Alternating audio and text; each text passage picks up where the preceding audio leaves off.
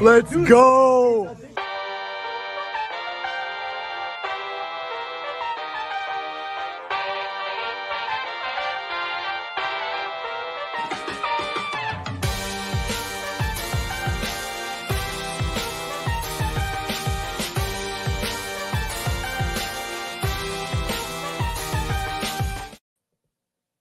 Hello and welcome to this edition of Fish Stripes Live, presented by La Pop. That's LAPOP.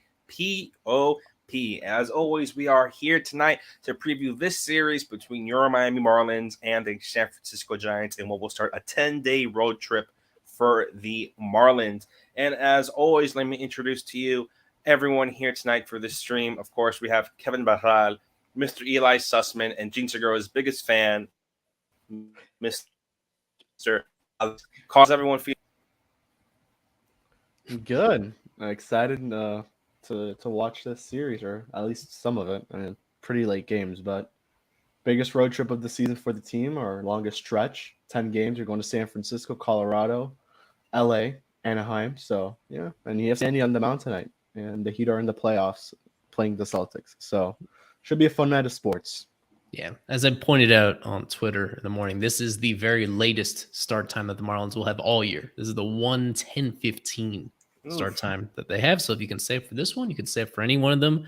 And this is where the pitch clock comes in. This is where for people like me, I'm not I have an early bedtime. So for me in the past, sometimes it's been a hit or miss whether I make it to the end of these. But now I got a shot. Especially when Sandy is pitching, as Kevin pointed out. Ooh. Yeah, it's an interesting pitching matchup. We'll get to that. Sandy against former Marlin Anthony DeSclafani. But to go ahead, let's talk about one of the only sweeps the Marlins had this season against the Nationals. A really great performance by the team overall. 3 straight wins against the Nationals, a team that a lot of us thought that they could even take the series, take a game, take 2 games. But the Marlins went ahead, did their business, won 3 games, including one of the best endings to a game, with a Jorge Soler walk-off home run, and then even the following game had another home run. Yuri Perez, what a great performance there. Again, 6 strikeouts, 5 innings. Kevin, talk to me about this series, what you saw from the Marlins overall, and who impressed you the most. Well, I mean, you look at the on the National side, Jeimer Candelario, just on all 3 of making the impact. He's been one of the hotter hitters, and I would say the National League East, at least in these past couple of weeks. So, and then obviously Jorge Soler, who won the series MVP, had the walk-off homer in Game 1, had, I think, a homer in Game 2 as well. Yeah, right and just continued to make an impact. Xavier Edwards, I mean, nice to see him kind of getting accustomed to the major league side of things. Had a double RBI, a stolen base. Yuri, once again having another nice outing, going 5 innings, 3 hits, 1 earned run, which was a homer. Funny enough, all the runs that Yuri has allowed have been homers. So, I mean, take it as you wish. And then 6 strikeouts there for Perez. So, you got to be pretty happy with how Miami played this series. I said 2 out of 3 Miami would take. I was really contemplating the sweep just because I do like Washington's pitching, except that 3rd game where it was Trevor Williams, who was a long-time reliever, now a pitcher, a starter at least, or he's had his moments there. I mean, he even looked good that day too. He did, yeah. I mean, well, he had a quality starter, I believe. Yeah, he was all right. I mean, it was a good series for Miami. It's a team you're expected to beat. And I'm going to jump in right Nope, there. nope. I knew you were gonna jump in this one. Entering this series, by almost every measure, these were very evenly Mhm. matched teams. It was a Yeah, team that they that's were expected to beat last year, a team that they did beat last year. People remember it going 15-4 against the Nats at one point, and won 12 out of 13. It was domination last year. Entering this series, and especially in the light of the Marlins' recent injuries, like bringing down what was already a very bad offense to now have even more questions about where those runs are going to come from. This was kind of beyond what you could have reasonably expected. This is impressive. You can't downplay sweeping a team like the Nats that were playing pretty solidly and consistently entering this series, who also happen to have, their two preferred starters going in the series. They had Josiah Gray. He was great. That's my guy. He That's was my guy. It's great, one of my and he favorite went players. 7 That's your innings. guy, yeah. And then they had Mackenzie Gore, who's been having a very good year to this point as well. And those guys kind of lived. Well, Gore was not quite as good as Gray was the night before. The Nats, this is not like it's a terrible team. That's a very quality series any way you slice it. Capped off by that second start from Perez, which was even better than his debut. If you want to be really critical about Yuri, he's even though his production has been great thus far overall. You mentioned the home runs, Kevin. That's a red flag. You don't want to allow home runs based on what we know Are we from allowed Fielder to? independent pitching. His FIP is about twice as high as his ERA through those two starts so far. And he's kind of fortunate that two of those homers were solo shots, or were all three were solo shots. That's fortunate. That's fortunate, honestly, all things considered. He has been, considering the circumstances, with me about as loudly as anybody saying that I didn't want them to that they were rushing him up a little bit. I think this has been extremely impressive under the circumstances, and I think you can feel pretty confident in where he's going to be as the season goes on. For the time being, there's still some kinks to work out with him. And something Yeah. that Alex mentioned on Twitter today, that we finally have a baseball savant info on Yuri. And I was talking to Aram on the day of his debut, Aram Layton of Just Baseball, and he was telling me that, it's a little surprising to see Yuri use the curveball more than the changeup. I asked Yuri about that, and he told me it's just the way that the lineup was for the Reds. But, I mean, he's still using the curveball more than the changeup. So it's probably just an adjustment that he had to make at the big league level. And, I mean, the FIP is concerning that he's giving up these homers. But besides that, I mean, there's no real complaints with Yuri. Yeah, now, I mean, it's going to get pretty difficult. He's going to Colorado Coors Yeah. Field. So we'll talk about that when that day comes. But, and there it is. Baseball's fun. I mean, we're not getting every stat yet, but maybe give it another start or two. We can bring that up, Yuri, on how you think he would his next, I think, prospective start would be at Coors Field in Colorado. Does that scare you guys at all? We see him giving up these homers now in Marlins Park, where it's not easy to hit home runs, and then you're putting him in Coors Field. The Rockies have somewhat been pretty hot as of late. They're going to hit home runs. Does that scare you at all, Yuri, throwing at Coors Field? I mean, I think you get scared when any pitcher's throwing at Coors Field, Danny. I mean, you could just also have the hope that he looks like Edward Cabrera looked like at Coors Field last season. Mm-hmm. That's the performance you need to look at and say, if he could do something similar to that, I mean, you got to feel pretty good where you're at with Yuri. And I think now, obviously, it's Coors, but, it's going to be a nice telling start for Yuri, how he faces those circumstances. And it's his first road start, which kind of sucks that it's at Colorado, but I think he'll be fine, honestly. Yeah, with him, the good news is that the Rockies overall, I should take that back. We'll get to that when we get to that with the Rockies. Yeah. There was a time early in the season when they looked as bad as people feared, and now they've been more respectable since then. The key with him, and we've mentioned this before, is because the leash is so short on him, because they're coddling him for his long-term benefit in terms of the number of pitches he's going to throw in these outings. And now that we're in this stretch where there's no off days for a couple week span, it puts a lot of pressure on the starters during this Giants series to all go deep into their games so that the bullpen is still in okay shape by the time Yuri's start comes up. They know for sure, guarantee that they'll be needed a minimum 3 innings anytime that Yuri starts.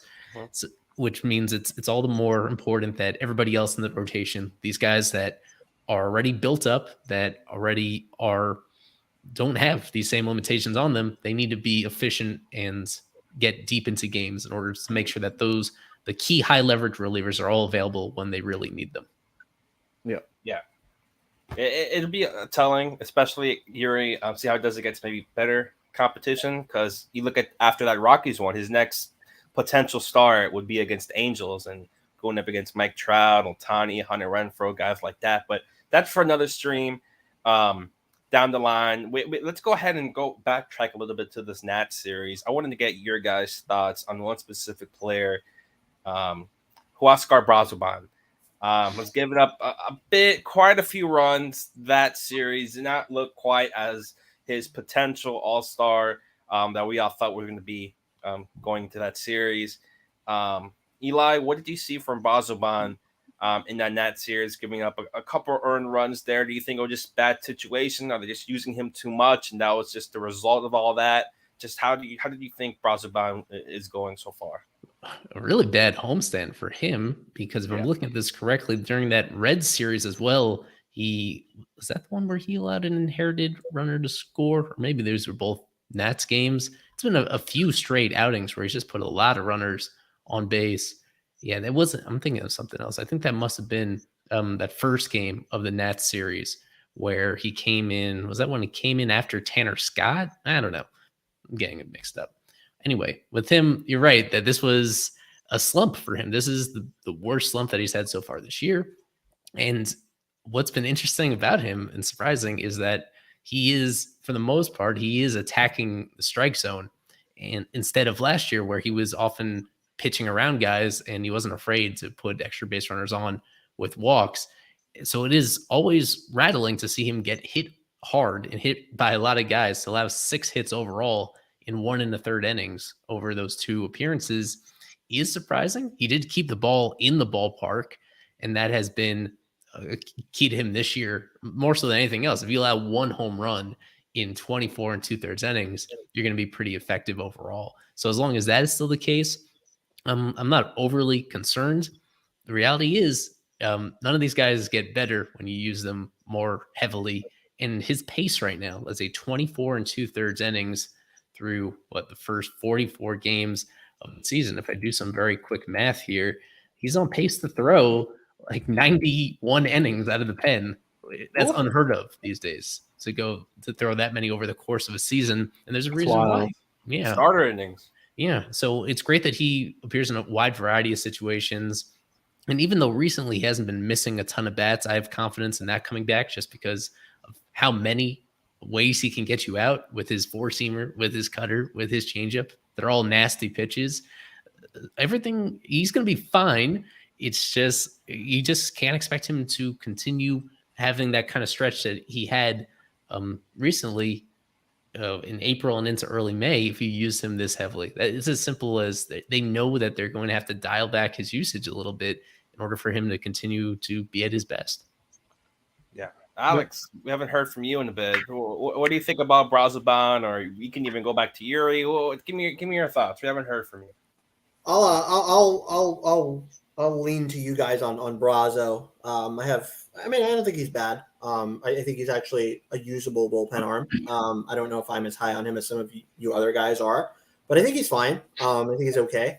I think he's definitely usable. He has a bunch of pitches, like Eli just said. Commands kind of in and out at times, as we have kind of seen. But I think he's okay. I think he's fine. I just don't think he's that kind of like real bullpen anchor that you can kind of really lean on all the time. But to go back to Perez, Kevin kind of mentioned it about the changeup. I mean, that was his best quality pitch, or one of his best quality pitches in minor league baseball. And he just doesn't have it. He doesn't have that pitch. I mean, he tried to throw it in this last start a couple days ago against the Nationals. I think only one of his changeups went for a strike. And then with his slider, which is his newest pitch that he started building, I think, in 2021, this pitch has been really good for him. So I really think he's just gripping his pitches a little too hard at times. We saw a time in his first start where he just threw a very wild pitch to Jacob Stallings with a slider. And there was another pitch to Will Myers, which, man, I don't understand how Will Myers didn't hit this pitch a freaking country mile, because this pitch was way up in the zone. He really missed the spot, and Myers just kind of pounded it into the ground. It was that fielder's choice where somebody got thrown out at third base. But that pitch was really, really bad. That pitch did not hit the spot. Stalling set up low. The pitch went high, and Yuri got away with it because the league doesn't know his stuff just yet, especially not a guy like Will Myers, who's been also struggling. So this guy's going to have to show the ability to adjust, get that changeup back. Is going to be a really, really big thing for him going forward. He's been okay so far. Curveball's been really good. Nobody can hit his curveball. He's really fooling guys with the curveball, which is awesome. Fastball velo looks good. Slider's kind of in and out, I think. Not to knock on Yuri, because this is, like you said, a 20-year-old kid. But yeah, no, his slider's hit or miss. It's just that guys haven't been able to hit it so far. So and maybe this is telling. Yeah, maybe this is something Eli may agree on, but this is probably why he may have needed that AAA promotion where he could he's making this change that, as you mentioned, Alex, the changeup was probably his best pitch. That's the pitch he's least used. I believe, if I'm reading it correctly, only 14 times he's thrown that pitch. Your curveball is a pitch that he didn't use too often. Same with the slider. He's using those a lot more. Maybe that, that promotion to AAA could have helped him find out that he needs to make an adjustment in pitch mix. And I mean, he's finding it out in the big leagues. Obviously, it's working. He just got his first win. He kept them in the game against Cincinnati. So it's working. But, just to kind of master it, kind of have that, prepared when you're in the big leagues, you're going to know that, although your changeup was nasty and was really good in AA, in AAA, maybe it's not as good. And, now in the big leagues, it's not going to work as much. Still a pitch that he used a good amount in his first game, and he got a couple strikeouts with it too. Yeah, and guys aren't really missing. Shut up, Isaac. Guys aren't really missing him when they make contact. The line drive rate's pretty good. You go to Coors Field, you're gonna have an issue, like we just talked about, if guys are making line drive contact on the same consistency. I think somebody said in the chat about baseballs. That's another thing too. In AA this year, they were using obviously the tag that baseball. Obviously, in Major League Baseball, they don't do that. But Yuri was fine with the regular baseball. This one that's in my hand that I'm apparently feeling up, according to Isaac Azut. He's been fine with this baseball in the past. I really don't see too much of an issue for him to adjust back to that. But yeah, no, the fact that he doesn't have the changeup just yet. I mean, he tried to rip it a couple of times, but it was all like pitches board, like well off to his arm side. So he's really missing the strike zone with the changeup. So I know Kevin said he had a comment that he's just feeling the curveball and slider more, which is fine. Those have been good pitches for him so far. But yeah, getting the changeup back, I think for him will be a main difference in how he does going forward. And it worked for him in Cincinnati against the Reds in that first start. If I'm correct, I think it was 4 strikeouts on the curveball, 3 on the changeup, and 1 on the fastball, which nice to see that he's incorporating the fastball a little bit more. I see him, obviously it's going to be the pitch he uses the most. I see him more as of like a setup pitch. I know that's probably it'd surprise you, but one of the more inconsistent pitches for Yuri is that fastball, and he's more of a secondary pitch guy. But yeah, I mean, if he could incorporate that changeup a little more, at least as a put out pitch, that would be nice to see.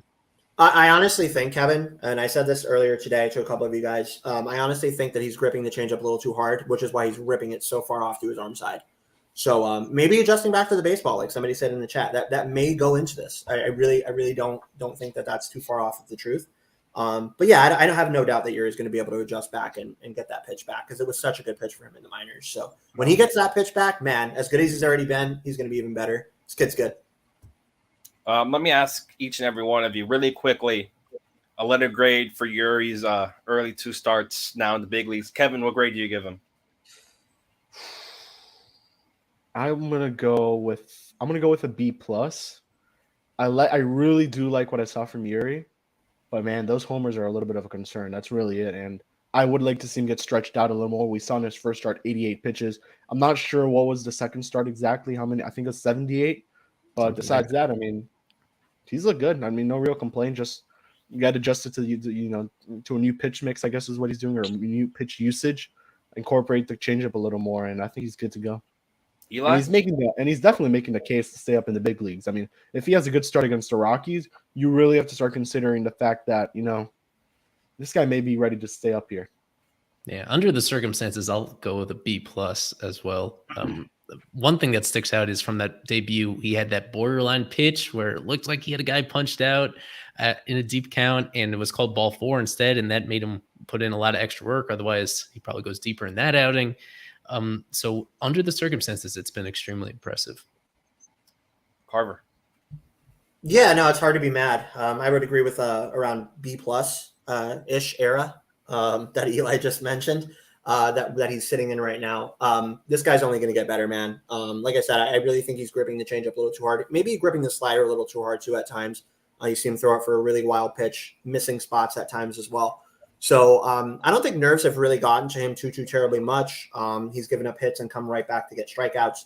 So it's really hard to be mad about what this guy has done so far. I don't think he's perfect right now. I think there's definitely some improvements to definitely be made as he goes along, and we'll see what happens as the league adjusts. And Colorado is going to be an interesting challenge, so we'll see what happens with him there.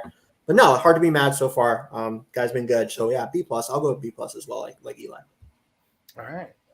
If everyone cares about mine, I have A minus. Just I think Yuri's been really good so far. Like everyone's saying, the Rockies game at Coors Field is probably going to be the most telling one of all, to see what happens there. But let's go ahead and go on to our next topic. I wanted to talk about, we could say, well, maybe the best hitter on the Marlins.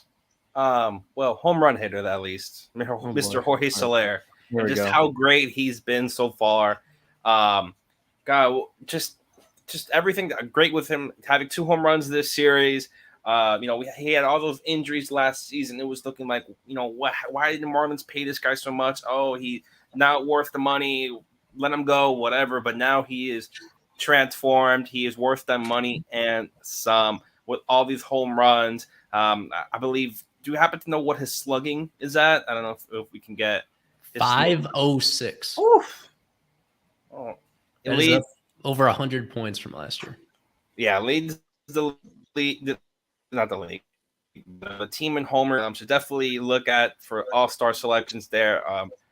But what have you guys seen from Jorge Soler? And then I'm going to pose one question, and then I want everyone to answer. Do you think he is a Marlin in 2024? First, I want to point out something that's been surprising, because on Fishology podcast that we do here, we check it out on the Fish on First channel. We talked about Soler just in time. Wow. Crew in here. Louis Adiowais is in the background just listening to us. He's on Fishology too. We all agreed that Soler was a obvious bounce back candidate for this team. One thing that I thought was really going to help him is the shift going away, as he's the rare right-handed hitter that was shifted very heavily. And his results last year against the shift were very bad. His batting average on balls in play last year was very low. It was a 256. And I thought that could improve a lot, get him a lot more hits. And as it turns out, that has not been the case. His BABIP is exactly the same as this year. It's a 255. It's a rounding error difference. So he is still getting unlucky on some of the balls that he's putting in play. The shift going away hasn't changed that. It's simply been that he's mashing the home run rate going up quite a bit from where it was last year. When he hits it out of the ballpark, there's nothing anybody can do about it. What you want from him, somebody with his powers, to elevate the ball. In that case, the shift doesn't come into play whatsoever. So he's been elevating the ball. He is right near the top of the league in launch angle. And when you do that with his power, you're able to have a lot of success. So with him, he's been doing that against a lot of different pitch types as well. And the most important part is that he's been doing it in high leverage situations. Last year, it seemed the few times he hit home runs is, the Marlins are down 8-0, and that will make it an 8-1 ball game. Or the time he hit I remember he hit his grand slam in San Diego, a game where they were already ahead by 4 or 5 runs and was late in the game already. And this year, obviously, he was the reigning series MVP of our prediction time, because he had a walk-off with the team trailing by 1 and 2 outs in the bottom of the ninth. That's like the most important situation you could possibly have been. Got that done. And then he hit another key home run the very next day. It was earlier in the game. It was still extremely important for him to get those hits against high leverage relievers that he's facing and a variety of different opponents. He hit a home run against Pablo. I remember that from the start where they faced Pablo, and Pablo was off to a great start with his new team at the time. He got his contract. So with him, you just point to those things where I feel like he could get even a little bit better if he has some better luck on balls in play. And the only other thing I will mention about Soler, I don't know how much you're going to take this into account, but the strikeout rate did go down just a little bit, I guess, if you want to look at that. He's being a little bit more patient, getting better hits. I mean, he's just seeing the ball better, it looks like. I mean, going from 29, almost a 30% strikeout rate to like a 25% strikeout rate. It's a 5% difference right You there. got to take that with a guy like Jorge Soler. You got to take it with Soler. The only thing that kind of sucks is he's not walking as much as he was last season, but that's fine. I mean, as long as he's seen the ball well, he has a 120 WRC plus. The league average is exactly at 100. So you got to be encouraged with what you're seeing with someone like Soler. Just putting the ball in play a little bit more would be nice to see it. I mean, Eli mentioned the BABIP. That would be nice to see it up, especially now with the no shift. But you mentioned, will he be back with the Marlins in 2024? That's a hard question to answer because if he continues to do this, he's playing himself for a nice contract. How nice will it be is the question. And I know Eli was mentioning about certain incentives that are in his contract with the plate appearances. I think it'll be $4 million more. So you would add that to his contract. Maybe maybe kind of like, yeah, I'll stay another year, making good salary. Yeah, there it is. A couple incentives, or what it would be. So in 2024, it'd be making $9 million plus the $4 million incentives, almost making what he's making in 2023. Incentives. Added an extra syllable in there. Yeah, incentives. Oh, look, Lewis just told me in the chat. Yeah, incentives. Yeah. Well, so to just go over this, he can max out under his existing deal. He could potentially earn as many as $13 million next year. The base salary is $9 million. He can earn an extra $4 million if he just stays healthy. And the complication with him is that he's been their primary DH. Skip even specified recently that he's never going to play back-to-back days in the field. So they'll play him there occasionally. They'll play him there more often on the road. He doesn't love it the way that Lone Depot Park, for whatever atmospheric conditions are around there, he says he doesn't feel totally comfortable with it. So he's going to be primarily DH, and that just limits your value as a player because it limits what you can do with your other players and try to keep them in the lineup as DHs on occasion. So that's what's going to, in my opinion, limit his market quite a bit. I think if you had to guess right now, he's a candidate he's likely to opt out after the year. It's still a long way to go. He needs to stay healthy, and he needs to continue producing the way he's doing. I have more confidence in the production than I do the health part of it. I really just don't know what to expect with this back issue after it kept him off the field for most of last year. Realistically, how much do you think he gets in an open market? He opts out right now. He continues to do what he's doing in 2023. How much do you realistically think a guy who barely could play the outfield, has mentioned it before that he barely could play anymore? He's not what he was a couple years ago. He's basically will be a primary DH for your team, limited playing time there. How much do you really think he's going to get? I don't think he's going to get that much more than $9 million. I mean, maybe 12, 13. He probably gets 2 years at that amount. I think he gets, because he'll be 32 next year. It's not ancient. And the fact that the measurables, the quality of contacts he makes are still awesome. That's really hard to find. Yeah, I think kind of regardless of, as long as he avoids catastrophic injury the rest of the year, I think there's multi-year offers out there, just perhaps not at a super high salary. Yeah, 19.3% barrel contact rate. So if the season ended today, that would be a career high for this player. It's been really good. It's awesome to see him bounce back from, like Kevin said, injuries and everything else that happened last year. The only thing to mention is that he's pull or nothing. Like, he does not go opposite field. He cannot go opposite field. So if pitchers start busting him on the outside corners and start placing stuff on the outside corners, that's going to be an issue. But no, if he's able to lay off, if he's able to wait for his pitches, which it looks like he's been able to do, this is where this guy's going to be good. And he's done it in a pitcher's environment, as you guys know. No, this has been a very encouraging year for him. I would personally doubt that he sticks around after this season in a contract year because he's going to get paid somewhere else unless the Marlins want to pony up some money and keep him around in his age 32 season, which I would also doubt. But no, it's just been a breath of fresh air for this player. It's been really good. And it's been cool to see him kind of do what he's usually done, and even more. Like I said, 19.3% barrel rate. That's literally a career high. So pretty cool. But players in contract years sometimes do this and usually do this. They show up at their best.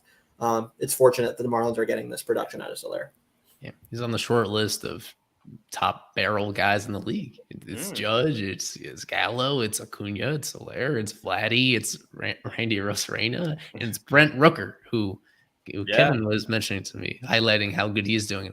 And we'll see. He's been continuing to play well ever since then. If he keeps it up, he could be playing his way out of Oakland as a trade candidate. Yeah, 12.2% per plate appearance. Like in 12.2% of his plate appearances, he's finding the barrel. That's pretty good. So with that, we're going to go ahead and go into our little ad break. After the break, we'll preview the series between the San Francisco Giants and Alex Carver's favorite weekend, Mr. Marlin weekend. What is that? What could it be? We'll tell you after this break.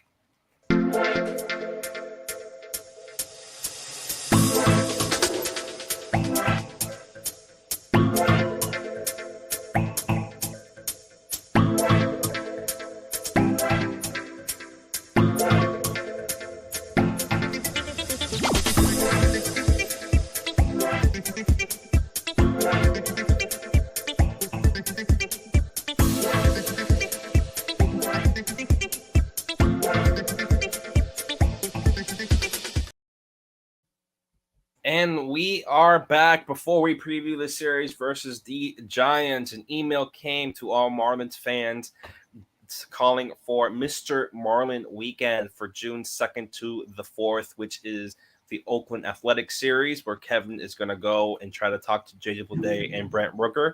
Sure. We have Mr. Marlin weekend, not Hanley Ramirez, not Outlider, Jeff Conine, Mr. Marlin here. Alex, talk to me about this weekend. What do you think? Free jersey giveaway on Sunday. I will definitely be there for that.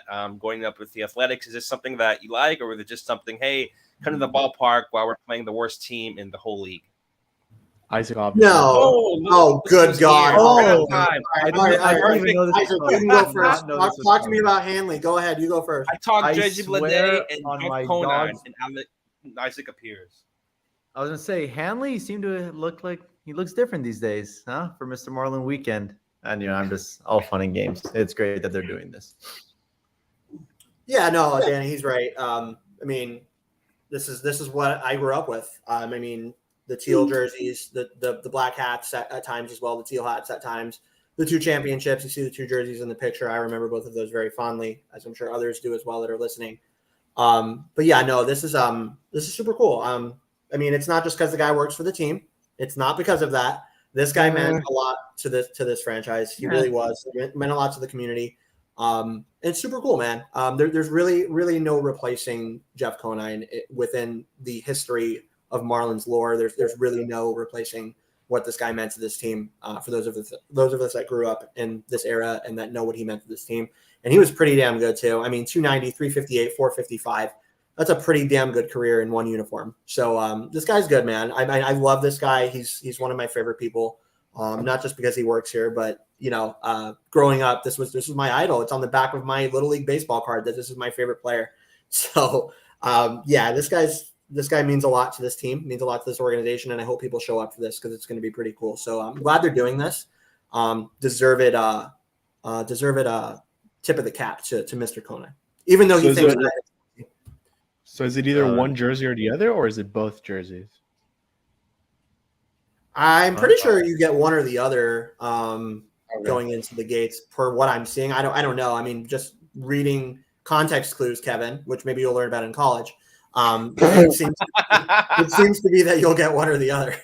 So Mr. Marlin weekend, it's not JJ Bleday, it's Jeff Conine. All right. No, I have a question. You mentioned the community, Alex Carver. You go to a random bar in Miami, whether it's up where the old stadium used to be or here. What name do you think more people would recognize, Jeff Conine or Hanley Ramirez? I mean, if they're in the know of what this guy did for the community with, he had his golf tournament, he had all these other things that he did for charity, like. Between him and Dan Marino, it's pretty hard to say that any one athlete did more for the South Florida community than these players. Jason Taylor's probably up there too. These players did a lot for the South Florida community in terms of their community work. So Jeff Conine's up there. for this. I mean, he just won an award. He won Jason Taylor's award. Like, this guy meant a lot to the South Florida community and still does for the work that he's doing now with Miami. So this is cool, man. He deserves it. Not a Hall of Famer, unfortunately, but he's a Marlins Hall of Famer, and it's for good reason.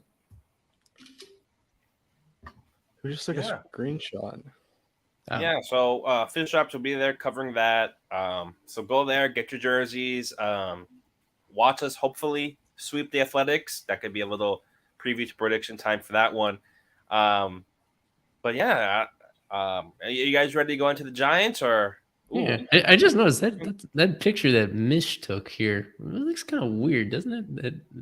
That photo of Conan from that angle makes it stretch out his face quite a bit. Those are some massive ears.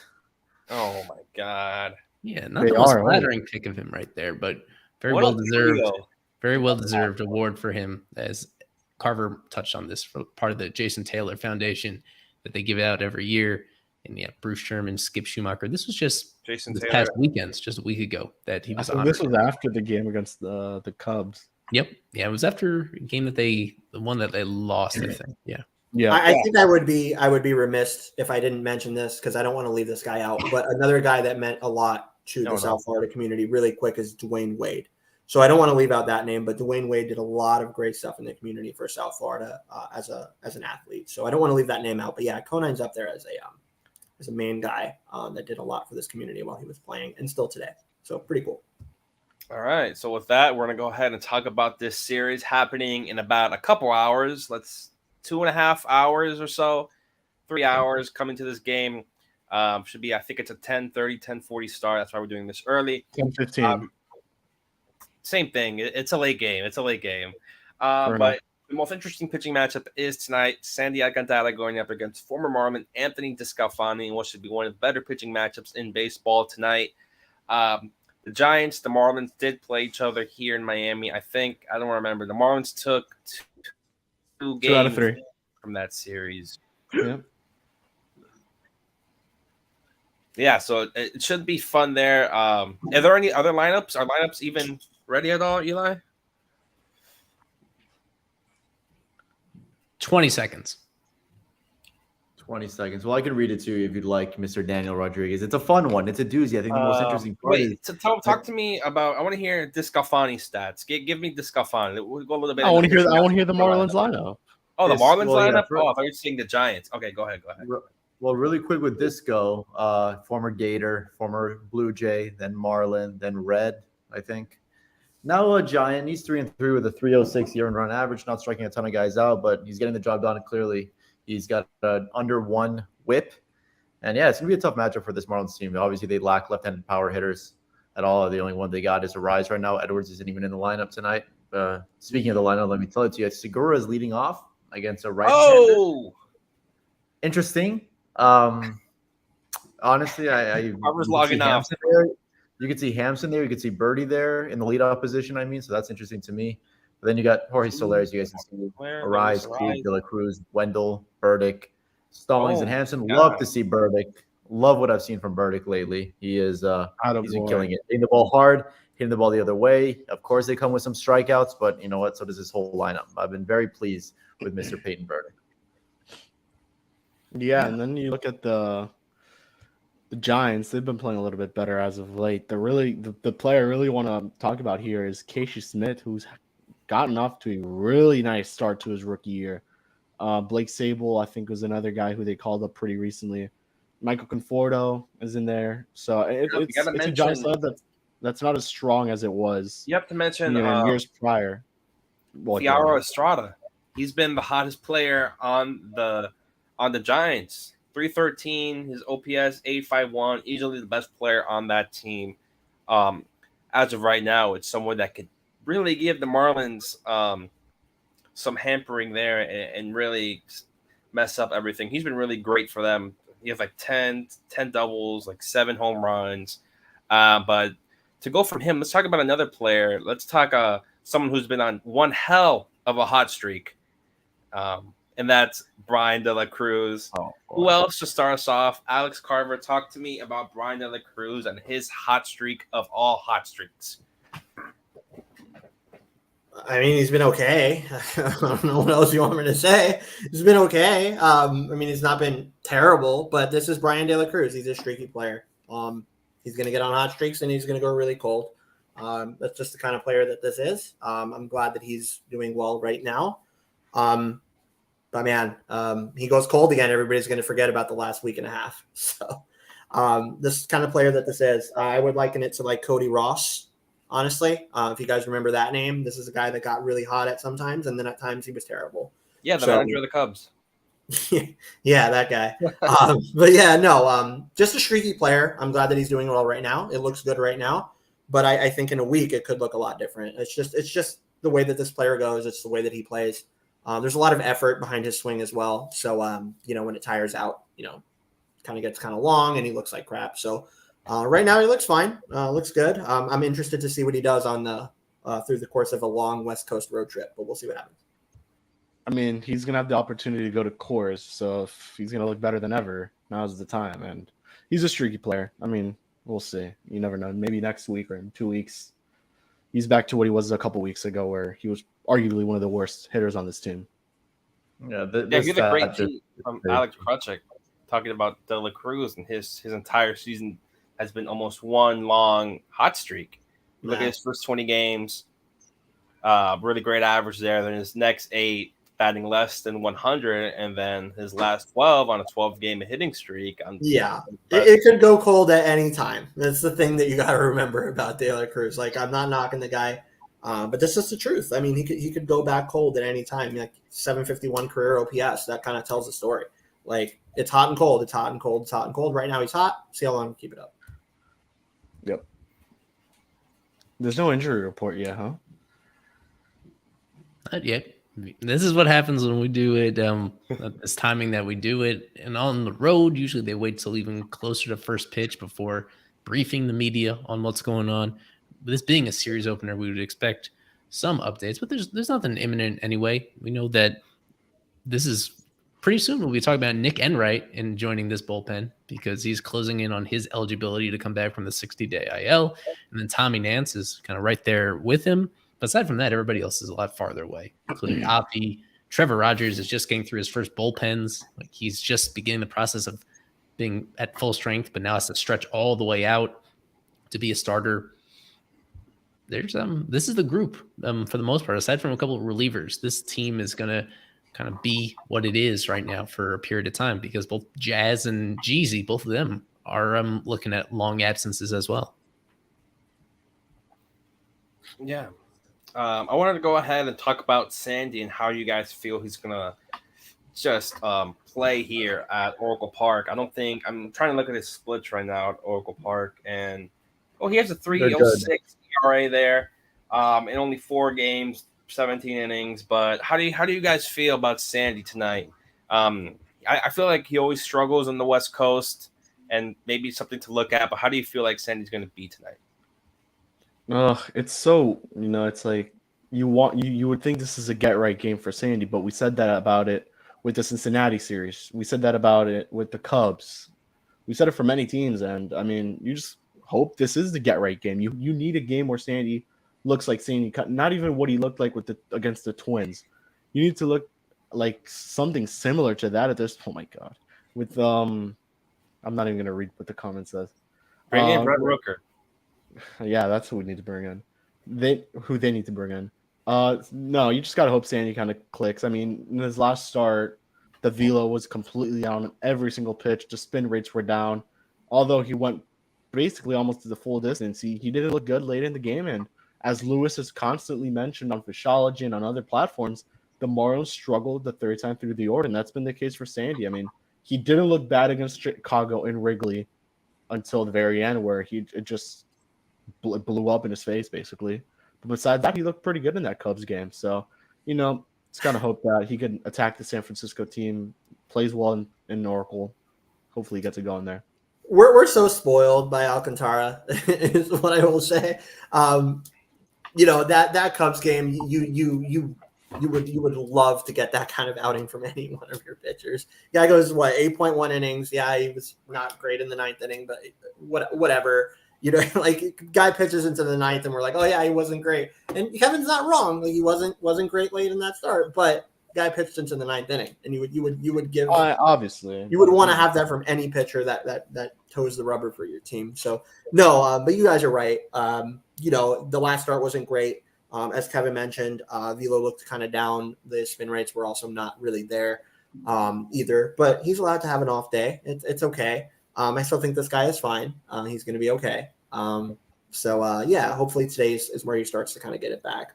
And we see like the Sandy that we're used to. But man, that Chicago start was really good up until like very, very late. So he's showing it. It just needs to kind of permeate consistently. But I think he's going to be completely fine.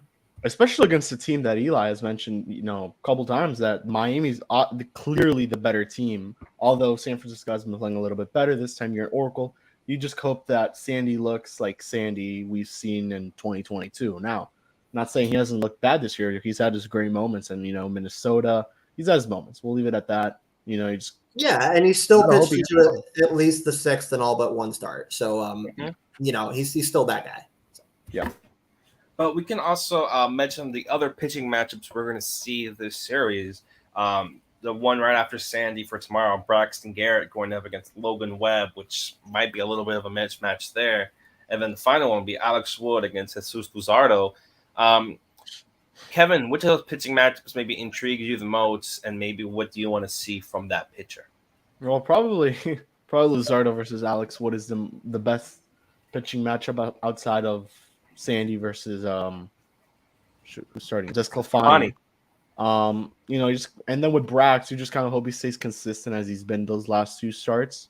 He's looked pretty good. The velo's been up, which is encouraging to see. Something he acknowledged that he really hasn't had this year. A lot of velocity, it's been down, in fact. So, you just hope that he looks good, and then you know the offense. Hopefully, they bite on this pitching staff. You're getting the best three pitchers in their rotation, and yeah, you just got to hope that you know they got to Logan Webb, I believe, last time they faced each other. They got to basically every San Francisco pitcher, and I know they got off to a really slow start at that time. But, you know, they got some studs on that lineup that I do like a lot, and, you know, rising rookie, a couple of them. So, yeah, I mean, just hope that the pitchers could hold their own at this point and let the offense get something going. For Luzardo, really, this is a pitcher that I always cling on to, as you guys know, but this guy's really, really relying on fastball. I mean, he has a slight uptick in velo. He's throwing like 97 pretty regularly, at least. I think his average fastball velocity is 97. So he's got the uptick in velo, but man, he's really, really relied on that. I would have to look at the exact numbers, but definitely over 50% fastball, but like no changeup. Like he's not throwing changeup at all. So it's only a mix-in for him. So it's worked so far, but this is a long season, and we're going to see how this permeates as the season goes along, but he's barely thrown that changeup at all, and it's a good pitch for him. He just really hasn't shown it. Curveball is also good, but he's barely thrown that changeup. So I'm interested to see how that goes as we go along. What are the numbers on him using that pitch? Because I feel like he from the naked eye, granted I don't know, but it seems like he does use it quite a bit, and he's successful with it too. Yeah, I was gonna say he. So 53.6% fastball, 18% changeup. So he's barely using that changeup. Like, I mean, it's not that he's not using it. It's just it's more of a mix, and it seems to me it's only 18% last year, 22.5% last year. So the velo's up, and he's relying more on the velo than anything right now. So we'll see how that goes as the season goes. I mean, it's kind of gotten it's mainly working. So he's just not. Yeah, no, it's working for now, but we'll You're just not going to use it the same way that Sandy uses it, the way that Yuri uses it. Right. They use it so much more frequently than a guy like Luzardo, whose main off speed is the hammer slurve or whatever you want to call it. Yeah, the curveball. No. So interesting usage from Jesus so far, but I don't know. Maybe that's more effective using it less. Honestly, I think that's good for him actually. As we are joined by Louis Adio Weiss. Louis, what do you think about this series against the Giants and Sandy? Talk to us. I'm excited to see Sandy pitch. I have to convince Milady that I don't want to watch Game of Thrones tonight. I'd rather watch the Marlins score 2 runs in 27 innings in San Francisco this weekend. But I'm curious to see how Sandy does. I believe the last start he made there was the opening day start last season when he had something like three or something like 3 or 5 walks and went like 5 innings. 5 And walks. we were like wondering what's going on, and then he went out and had a ridiculously incredible season. But I think San Francisco historically is a pitcher's park, and that maybe gives him, that lineup's good, but it doesn't scare me. I mean, there's guys like Kevin noted, Casey Schmidt is good. I believe they just called up their top prospect catcher to supplant Joey Bart as the primary catcher. Blake So Sable. Yeah. we may Blake Sable. we may see him this series. Starting. I think San Francisco is they're pitching first at this point. So Disclafani has been nothing but a very good pitcher there. Alex Wood has been good. That team overall, they're solid, but they don't scare me. I think Sandy can easily maneuver through this lineup. Isaac was talking about and Carver was talking about how Sandy doesn't really throw his changeup as much this year. And that may be a reason as to why he's not as effective, because I think one of the things that made him so great in 22 was the fact that you kind of just never knew what count you were going to get particular pitchers in, because he threw everything. And by everything, I mean 4 different pitchers a quarter of the time. And now when you kind of regress to, primarily relying on 3 pitches, I don't think it makes you as effective. There's certain guys that can get it done with 3 pitches, but, I think that 4th pitch is really what kind of separated him. And his changeup last year was terrific, but now the fact that he doesn't really have a feel for it this season is maybe one reason why he's beyond, those struggles 3rd time through the order and hanging sinkers later in the game when the velocity starts to dip, is why he's maybe struggled to the tune of an ERA flirting with 5 right now. So I have a question, a follow-up question for any of you guys on this. It seems, as Lewis just said, and as we were just talking about with Luzardo and Sandy and Yuri, who's not throwing the changeup at all, or barely throwing it, Mel is like known for the changeup. Like, that's his baby. Like, that's the pitch that he develops the best.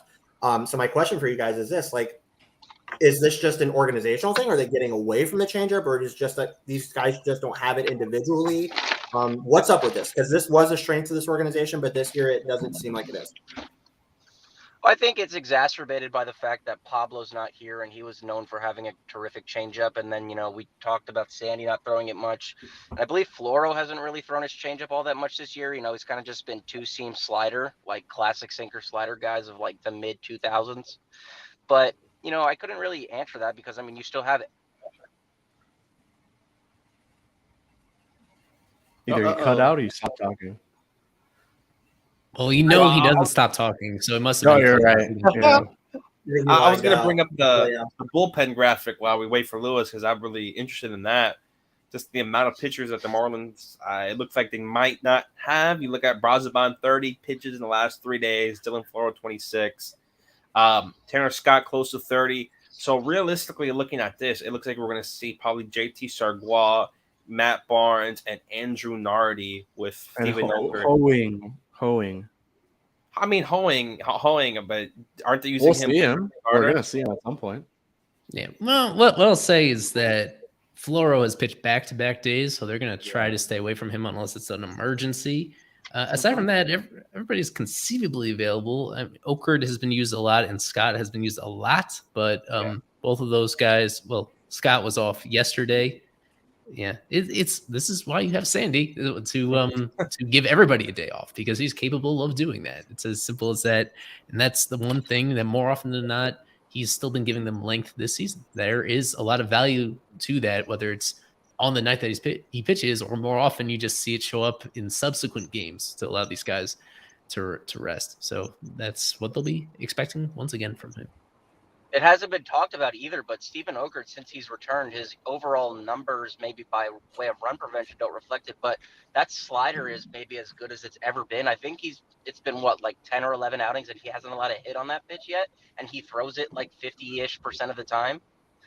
That's impressive. I had a tweet the other day that got some decent traction talking about the way that Kim Mang hasn't really done all that great when it comes to going about acquiring free agents. But it's those kind of buy low trades and maybe those free agent signings on the minor league side that have panned out well. And I think Okert is a shining example of that, not only because he's stayed healthy, unlike the likes of Bender, who's been good, but he just hasn't been on the field in about a year. But Okert has been, tremendous on a run prevention basis, and he's putting guys away when he is on the field. He strikes a lot of guys out. And I think that slider is the prime example of that. It's like a retooled slider, but it works so well for a fastball that in the modern context of baseball is like a slightly below average offering. Yeah, I cut out the bottom of this tweet so that Lewis couldn't see that he got 300 something likes. Man, by his standards, this is quite a bit of traction, and it's hard to refute that these are some good pickups. Not all of them good this year. Joey Wendell being one in particular. I think it's worth spotlighting Joey Wendell as somebody who's just still not giving them very much at all offensively, despite his really good track record, and how much we held Wendell in high regard just 1 year ago. At this time, 1 year ago, He was an all-star. Well, 2 years ago, he was an all-star. Yeah. 1 year ago, we got off to a really good start with this team, getting a lot of timely hits. And there's been a surprising amount of swing and miss in his game, which is very uncharacteristic of him. Yeah, he's definitely more aggressive. I mean, he was never, Joey Votto in terms of patience, but he is more aggressive. I mean, I laud him for the defense. I think he still managed to be a productive big leaguer last year, despite being a below average hitter, because, you put him either second or third, and he graded out terrifically. I think he was in the top 10 in defensive runs saved at third base last year, and that's a testament to the fact that he's just a very good defensive infielder. And I don't think he's been as bad a shortstop this year when he's been on the field. I don't think he's as good a shortstop as he is, say, a second or a third baseman, but I think, they're not worse off for it because he's there. And I still think for what they gave up in that trade, I don't think he hasn't been terrible. I think Kim is getting the most out of what she can for the most part. Obviously, you want to see more of Wendell's bat, but for the most part, most of those guys that she's brought in have been people who are paying dividends this year too. I see you've conveniently left out Alex Jackson and Peyton Henry and Sean Nolan and a couple of other guys. I'm not going to list every player she acquired. Twitter doesn't allow me so many. Right, spaces. you just Thank cherry you, picked the good ones. And listen, I had a tweet earlier talking about how Jacob Stallings, just can't hit at all right now. But if you extract, the value that the Pirates have gotten from their players, Zach Thompson's not there anymore. I don't think Connor Scott's going to play in the big leagues for them. They didn't really lose all that much in the first place. So we didn't get a lot of return, but we also didn't give up all that much. But, with that, I think it's a perfect time to go into predictions. So, Eli, can we cue that video? This is prediction time. It's time. Nicholas is shitty for the second year in a row. Kyle Nicholas, it's crazy. Yep. And Connor Scott is, if there's a stronger adjective than shitty, things have been rough for Mr. Scott, the former first-round pick. Let me find the updated. He's a Florida alum, Plant City High Yeah, School. let's get the leaderboard. Not like his high school teammate and Kyle Tucker, unfortunately. Oh, we see here at the leaderboard, Williams in first place with 18, followed by Gerard Encarnacion, Stan, and then a three-way tie with William, Kevin, Gabriel, and then almost everyone else with 14 on that list. And yours truly, not even on the list. But again, do we have our Fish Stripe subscribers picks for this stream? Yes, we do. Where are they? Last series, there was extreme confidence. Just about everybody picked the Marlins to beat the Nats and picked up points. Here it is, a little bit more diversity of thought. Where quite a few do see the Giants potentially defending their home field and winning. But there's a Gene Segura pick. Yeah, a wide variety of MVP picks. Where still some arise. Team verdict, DLC. None of them. Maybe there's a couple that came in since the show started, but none for Soler as MVP, despite being the defending series MVP and presumably being in the lineup for all games of this series.